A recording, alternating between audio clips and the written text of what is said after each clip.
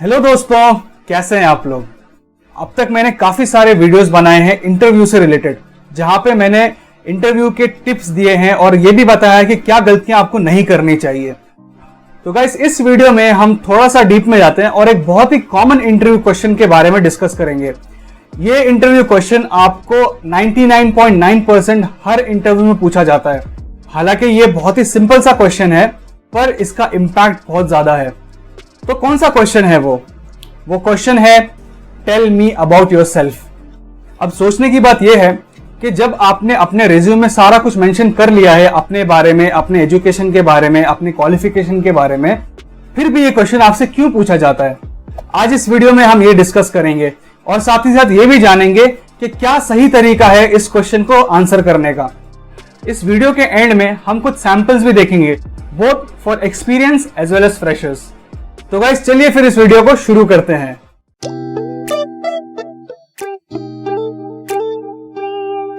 Guys, अब जान लेते हैं कि ये क्वेश्चन इतना इंपॉर्टेंट क्यों है।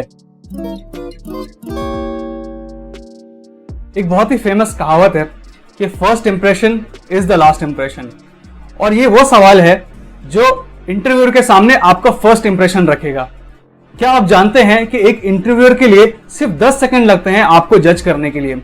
उस 10 सेकंड में ही उस इंटरव्यूअर को पता चल जाता है कि आप किस किस्म के बंदे हैं और क्या आप ये इंटरव्यू क्रैक कर पाएंगे या नहीं।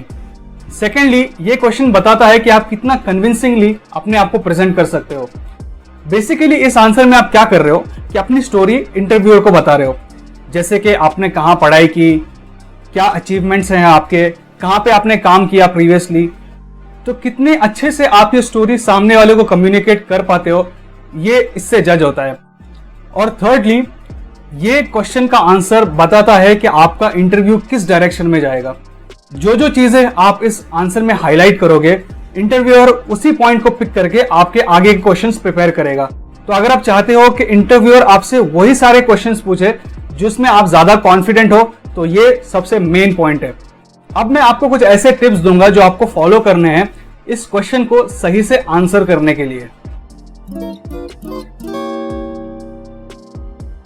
फर्स्ट पॉइंट, सिर्फ उतने ही पॉइंट्स इस आंसर में डिस्कस कीजिए जो बहुत ज्यादा जरूरी हो। फॉर एग्जाम्पल, आपको यह डिस्कस नहीं करना है कि आपके फादर, मदर, ब्रदर क्या काम करते हैं, आपकी फाइनेंशियल कंडीशंस क्या है, क्योंकि इंटरव्यूअर से इसको कोई लेना देना नहीं है। तो आपको अपना प्रोफेशनलिज्म के बारे में ही डिस्कस करना चाहिए। सेकेंड पॉइंट, हमें सबसे रीसेंट चीजों के बारे में ही डिस्कस करना चाहिए, जैसे अगर आप 10th में कहाँ थे, क्या ग्रेड आए, 12th में कहाँ थे, क्या ग्रेड आए, ये सारी चीजें में नहीं जाना चाहिए। बस आपका जो लास्ट क्वालिफिकेशन है, अगर आपने बीई किया है, एमसीए किया है, तो उसी पे फोकस करिए और उसी के परसेंटेज के बारे में बात करिए। और अगर कोई ऐसी चीज है जो हाईलाइट करनी जरूरी है, तो आप उसके बारे में भी डिस्कस कर सकते हैं। थर्ड पॉइंट, अब हॉबीज तो कई सारी हो सकती है, पर हर हॉबी को यहाँ पे हाईलाइट करना जरूरी नहीं है। आपको उन्हीं हॉबीज के बारे में, आपको उन्हीं शौक के बारे में बताना चाहिए जो कहीं ना कहीं इस प्रोफेशन में हेल्प करता हो। फॉर एग्जाम्पल, अगर आप रेगुलरली जिम जाते हैं, इसका मतलब है आप काफी डेडिकेटेड बंदे हैं, तो इससे आप अपने जॉब में भी डेडिकेशन दिखाएंगे, कंसिस्टेंसी दिखाएंगे। जब आप अपने प्रीवियस अचीवमेंट्स के बारे में बात करेंगे, तो अगर ऐसा कोई अचीवमेंट है जहां पे पूरी टीम ने मिलकर काम किया है, तो उस वक्त आप टीम को ज्यादा ना हाईलाइट करते हुए अपने कंट्रीब्यूशन को हाईलाइट कीजिए कि आपने किस तरह से उसमें कंट्रीब्यूट किया। जब आप अपनी एक्टिविटीज के बारे में, अपने टास्क के बारे में बताएंगे, तो ये जो चीजें होनी चाहिए आउटपुट ड्रिवन होनी चाहिए। मतलब एंड में आपको एक आउटपुट बताना चाहिए कि इससे अचीव क्या हुआ।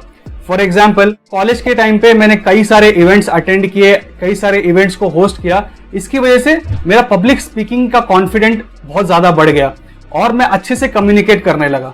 तो इसमें क्या है कि आपने क्या किया और उससे आपको क्या मिला। सिक्स्थ पॉइंट ये है कि इंटरव्यूअर को ये नहीं लगना चाहिए कि आप ये सब याद करके बोल रहे हैं। मतलब ये नेचुरली निकलना चाहिए। अगर उसको ऐसा लगेगा कि भाई आपने इसको रट्टा कर दिया है और आप बस उसके सामने बोल रहे हैं, तो अच्छा इंप्रेशन नहीं पड़ता।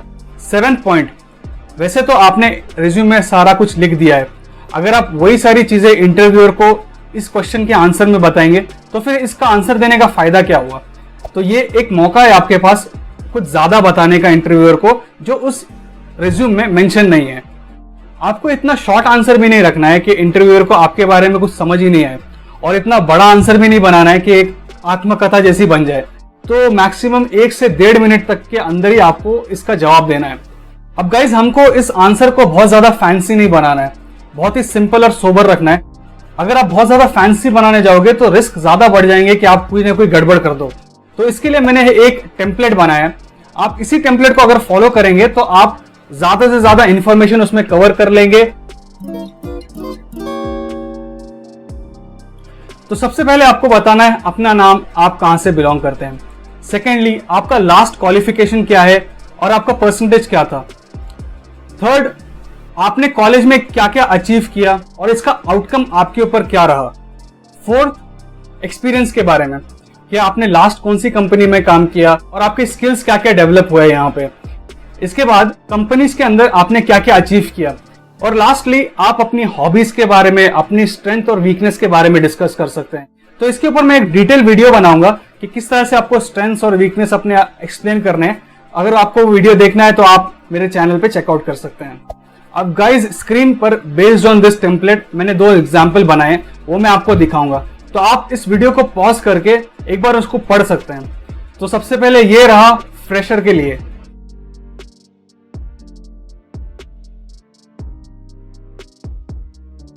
और ये वाला रहा एक्सपीरियंस के लिए।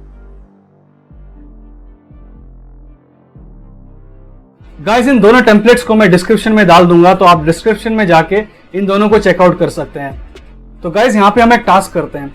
जिस तरह से मैंने आपको एक सैंपल बताया, प्रैक्टिस के लिए आप अपना एक सैंपल बनाइए और नीचे कमेंट सेक्शन में मुझे बताइए। मैं उसको रिव्यू करता हूं और वहीं पे आपको फीडबैक भी दे दूंगा।